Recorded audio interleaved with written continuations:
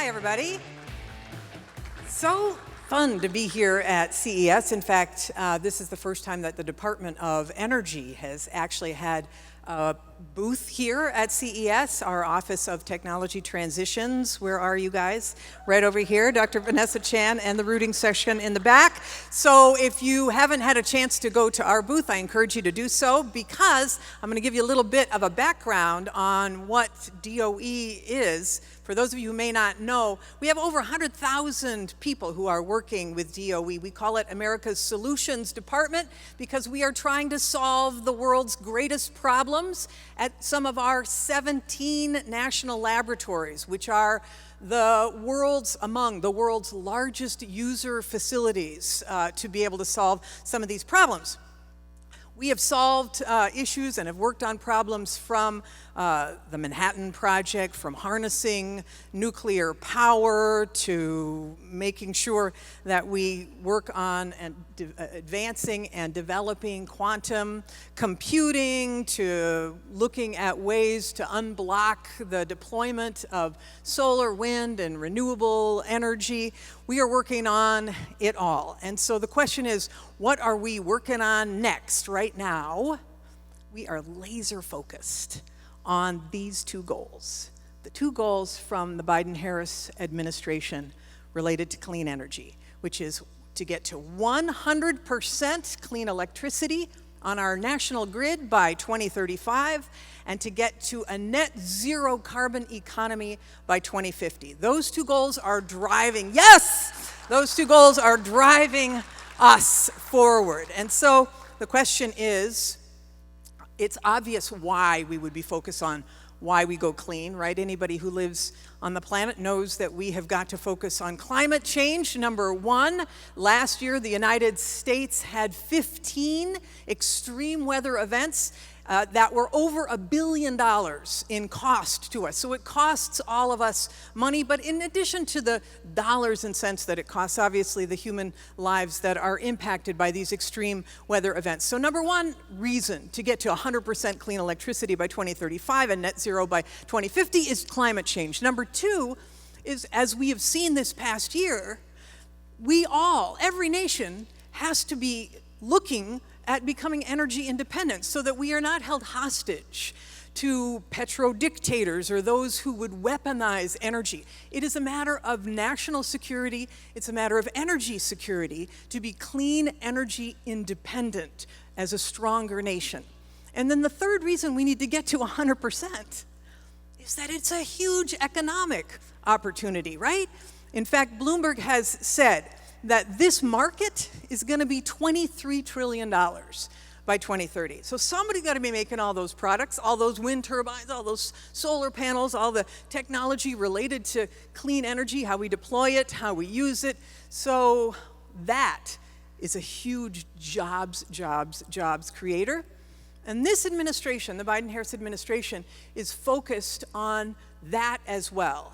And so, in the past couple of years, there have been significant pieces of legislation passed to be able to drive manufacturing into the United States of these clean energy products. And I'm going to talk a little bit about that. So I want to talk about first technology that's at hand, what we need to deploy now, technology that's on the cusp, a little bit over the horizon, and then technology that is on the horizon. So three buckets that I want to talk to you about in my brief time. Number one, on deploy. Let's start with the stuff you all know about, which is solar. Did you know, though, that, of course, solar is now the cheapest source of electricity, the cheapest. And so it just got cheaper.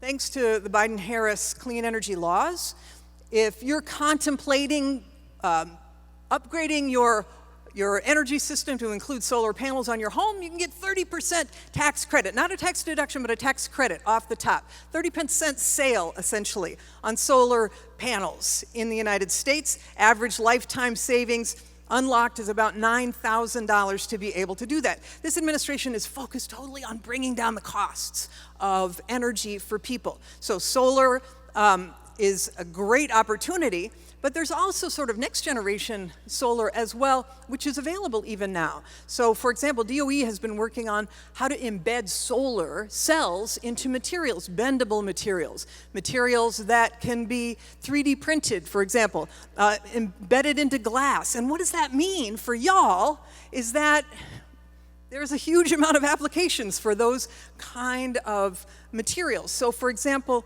instead of the solar panels, you might have solar shingles on your house. You might have solar blinds embedded in the blinds, solar generating cells embedded on your siding of your home, solar siding embedded in your windows, the ability to generate solar. Every inch of your house could become a solar generation plant, essentially. In fact, just last week, Patagonia announced that they were putting solar windows in their corporate headquarters. This is on the market now, and all of that is available with those tax incentives. So maybe you want to know, well, how do I generate electricity when the sun isn't shining?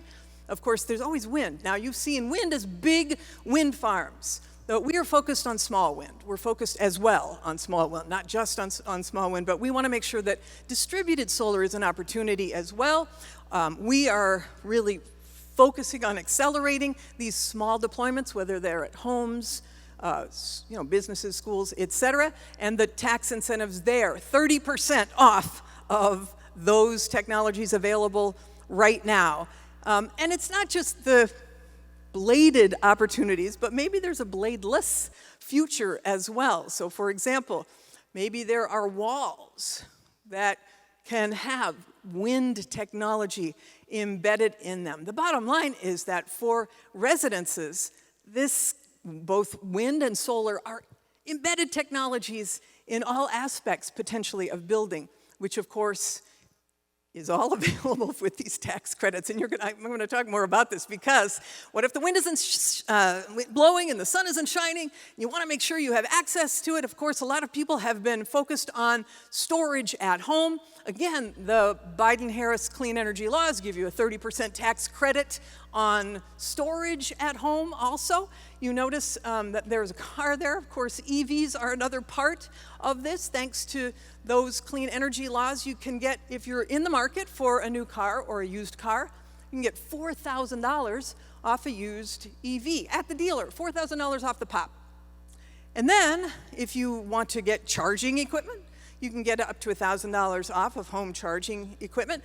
You don't need a home charger if you have a garage and a grounded plug, a 3-prong plug, but if you want to be able to get that and to charge faster, there's a tax credit for you.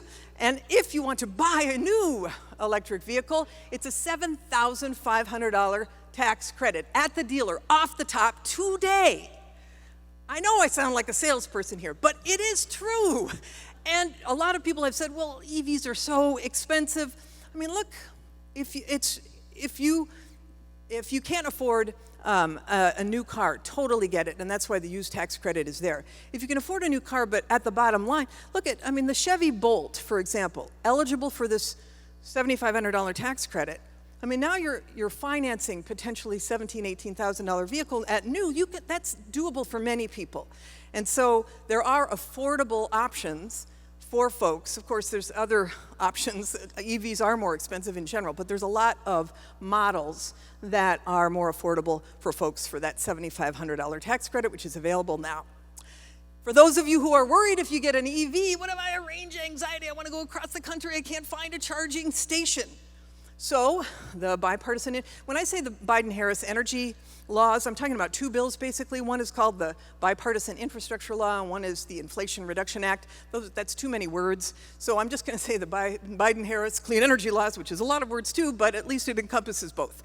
In those bills, we are distributing $7.5 billion to create a nationwide network of charging stations. So that map is of all the charging corridors that we envision. And when I say that, what I mean is when you drive your electric vehicle across the country on a freeway, every 50 miles you will have an opportunity to charge. So every 50 miles and not more than a mile off the freeway is what is anticipated. Those funds are going out now. The first round of funding was for these longer duration corridors, these transportation corridors. The next round of funding at the end of this month will be for urban and rural areas where we don't have a lot of charging stations because there aren't a lot of electric vehicles. We want to try to address the chicken and egg question and give people the opportunity to charge wherever they are and buy an electric vehicle and have access to a charger. So you might say, well, with all those electric vehicles that we're hoping to be able to add, won't that add stress to the grid? You saw what happened, for those of you who were watching in California a couple of months ago, where they had to ask people not to charge, et cetera. Actually, there's an opportunity here for more EVs and more renewable storage attached to buildings to provide resiliency to the grid. Adding electric vehicle batteries creates more storage, and if there is bidirectional charging, that means that the grid can become even more secure because more storage is attached. Let me just give you an example. This is a virtual power plant.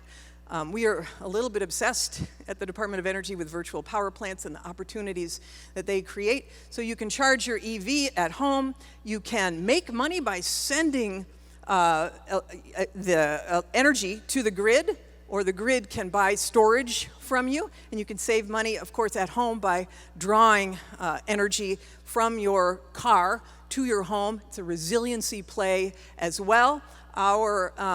We've been focused on this, and the head of our loan programs office, Jigar Shah, has said that we're thinking we can turn electric vehicles and batteries into VPPs, they're called, virtual power plants. And in fact, the utilities are super interested in this because they want to be resilient as well. And so some utilities are piloting things. So if you can imagine all these electric vehicles and all these batteries being all these storage opportunities that are roaming around, what if utilities owned some of a fleet of vehicles and took advantage of the vehicles when they don't need the storage? So for example, we have $100 billion in loan authority for this, by the way.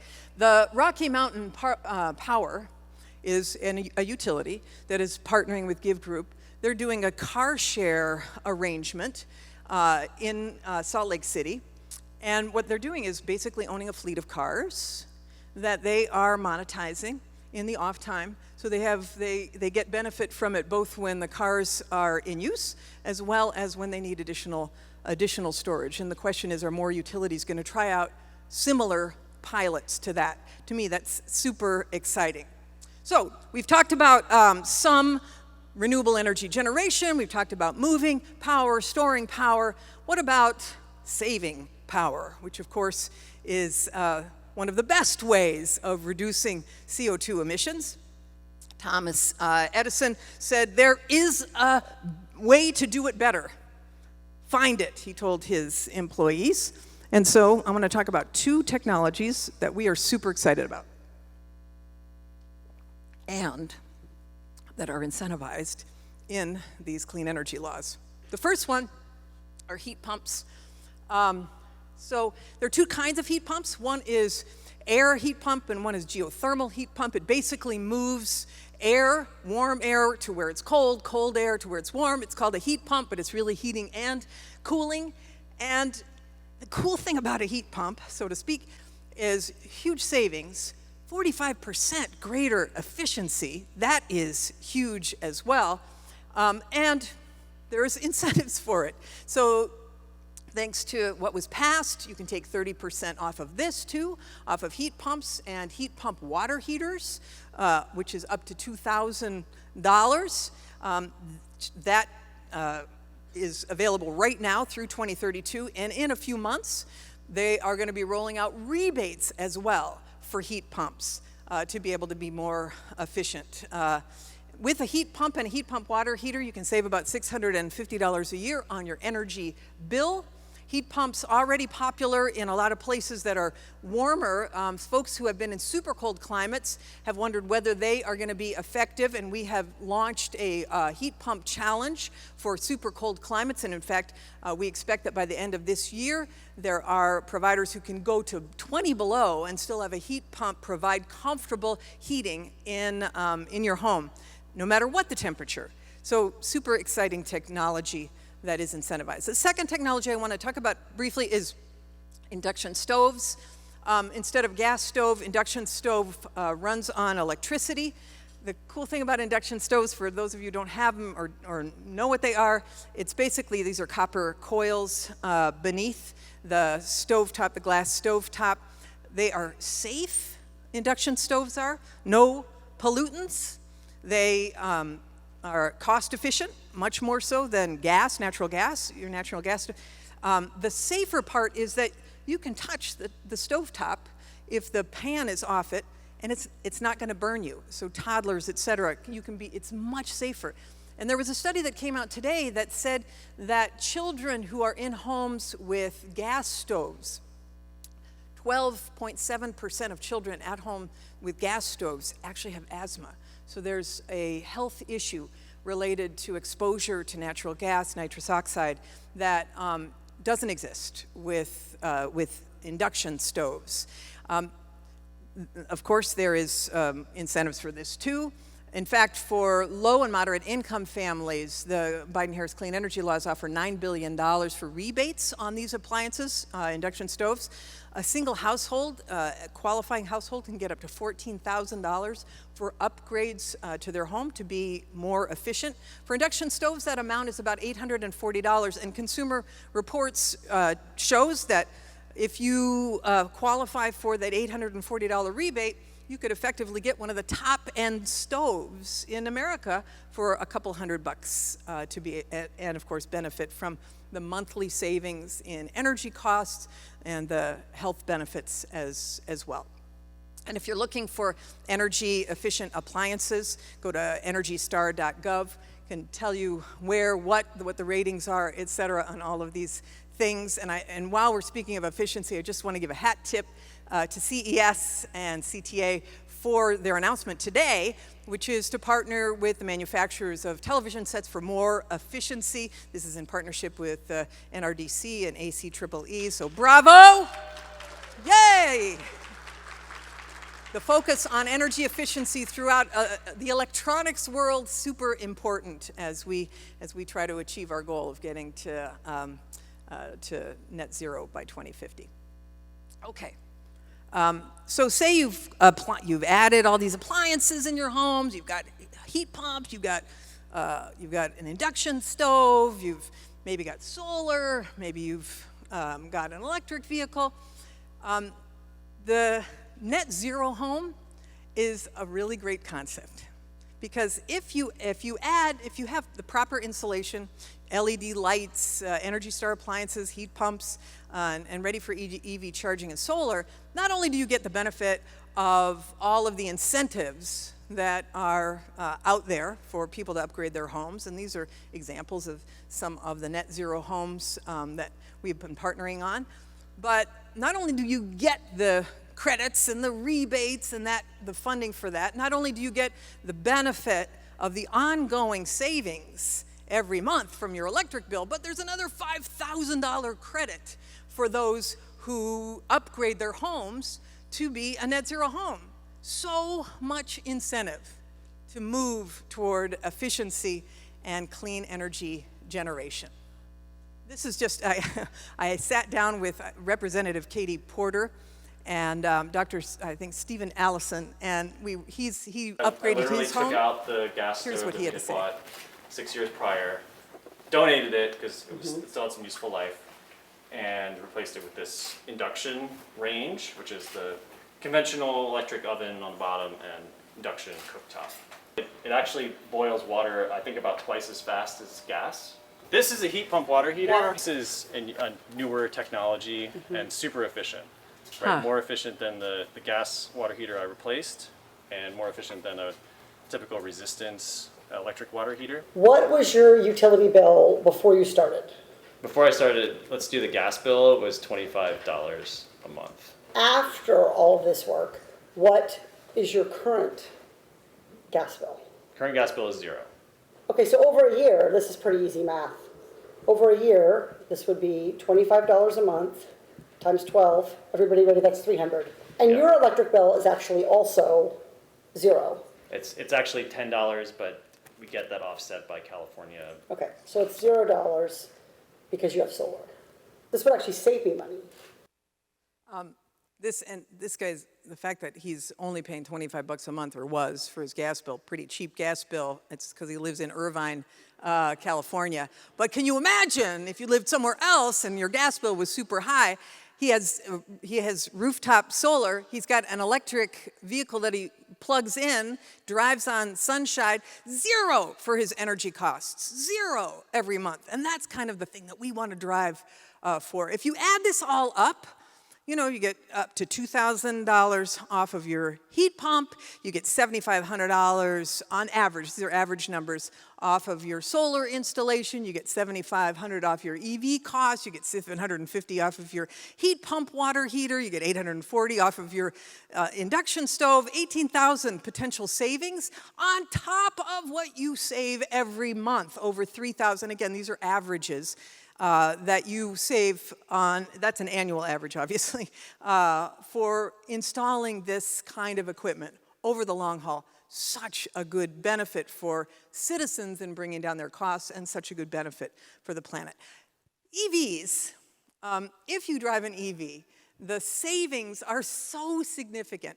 35 bucks, this is an average, again, 15-gallon tank, average car, fill it up, average price of gas, 35 bucks you save every time you fill up. So $49.20 right now, the average price of gas to fill up the average family sedan, versus how much it costs to charge the same amount of distance that you would go in an electric vehicle, $14. So you're saving 35 bucks per charge. If you live in California, you're paying $73 to fill up your average gas tank, and you're paying 20 bucks to charge it.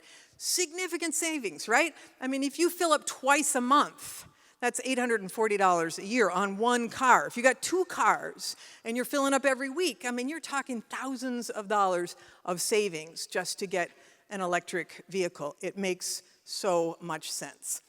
Just as we're talking about electric vehicles, I want to say a word about batteries. Of course, for those of you who are not in the battery space, battery basically has anode, cathode, separator material, and electrolyte. It uses critical minerals for the cathode and the anode, the critical minerals, lithium, nickel, cobalt, and graphite largely. This is all the supply chain potentially for batteries for electric vehicles.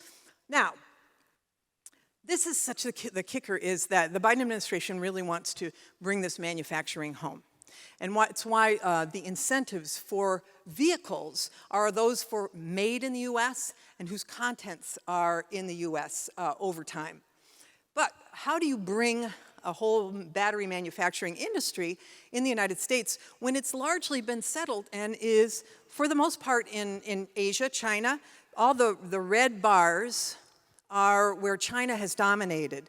On the mining side, it's graphite. Other countries have it. US is in blue, but material processing, cell components, battery cells, EVs have largely been in Asia, and China's had a strategic plan to be able to do that. So this administration said, well, we're going to get a strategic plan to be able to bring that manufacturing back home. And since these bills have been adopted and the president has taken office, this is what has happened in the United States.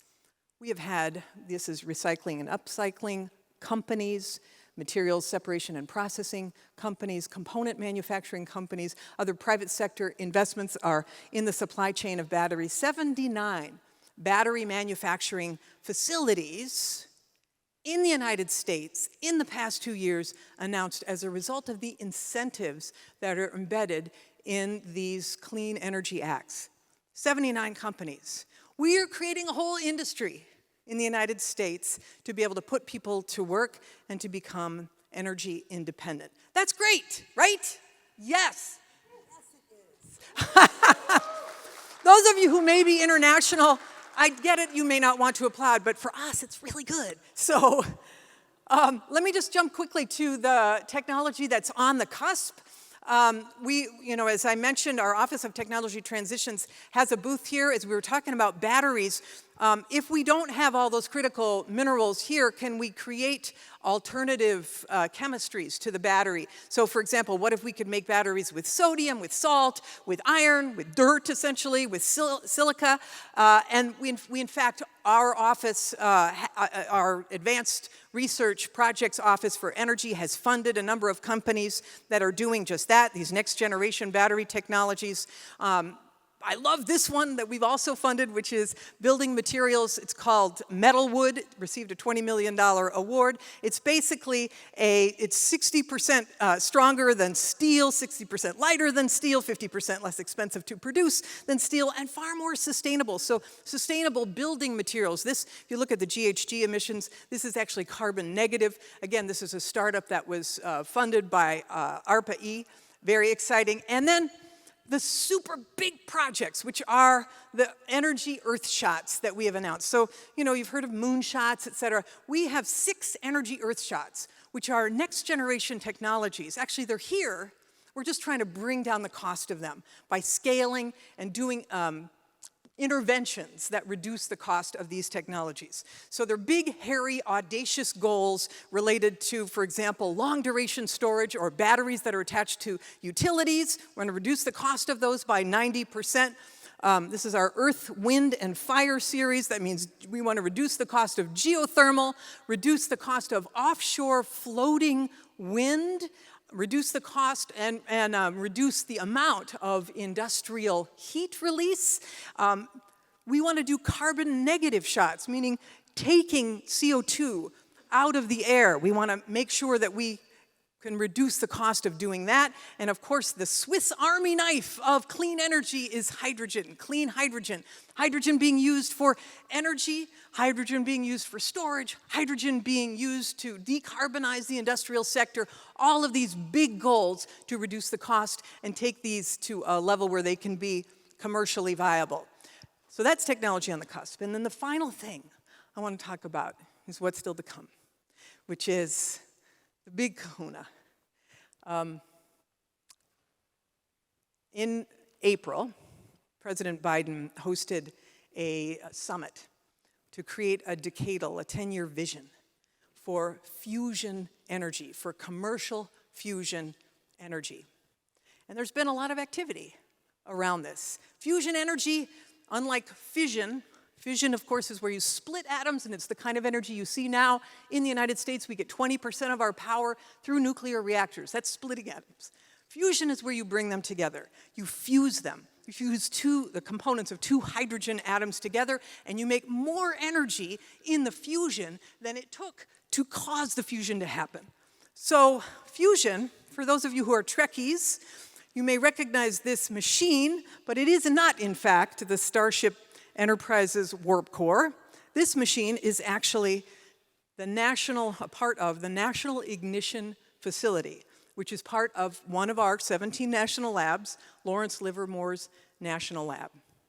And on December 5th of last year, the National Lab, the NIF facility, actually created what is known as fusion ignition.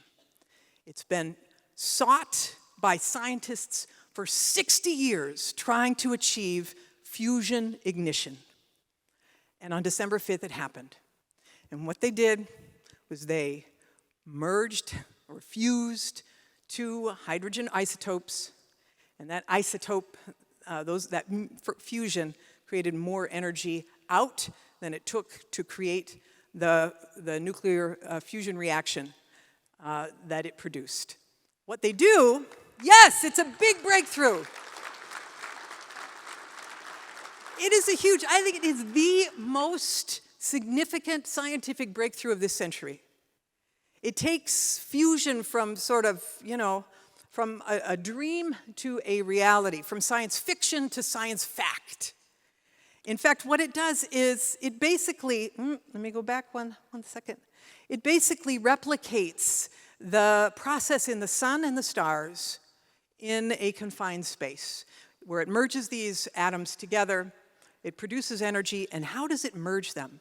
by pointing 192 lasers at a very small container. That container gets heated up to 5 million degrees, that plasma. It creates that nuclear thermal reaction, and that reaction ends up producing energy. Those are the lasers in the NIF facility.